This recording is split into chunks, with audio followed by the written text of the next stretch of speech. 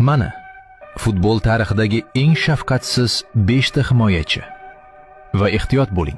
Birinchi raqam haqiqiy urush mashinasi. 5-raqam Felipe Melo, Braziliya futbolining pitbulli. Hech kimdan qo'rqmaydigan o'yinchi. G'azabli chiqishlari, shafqatsiz to'qnashuvlari va unutilmas qizil kartochkalari bilan Melo har o'yinni jang maydoniga aylantirgan. U jahli chiqqanda hech kim unga duch kelishni istamaydi. 4-raqam Antonio Rudiger, Real Madridning gladiatori. Uning kuchi va shiddati har qanday hujumchini qaltiroqqa soladi. Raqiblarini ataylab jarohatlaganlikda ayblangan Rudiger maydonda qo'rqinchli shaxsga aylangan. 3-raqam Virgil van Dijk, Liverpool devori. Tashqi ko'rinishda xotirjam, kurashda esa shafqatsiz.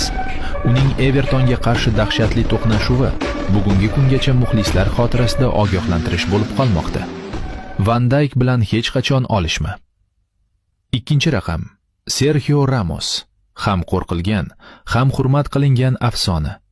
Taktik xatolar ustasi, kartalar qiroli, zo'ravonlikni san'atga aylantirdi.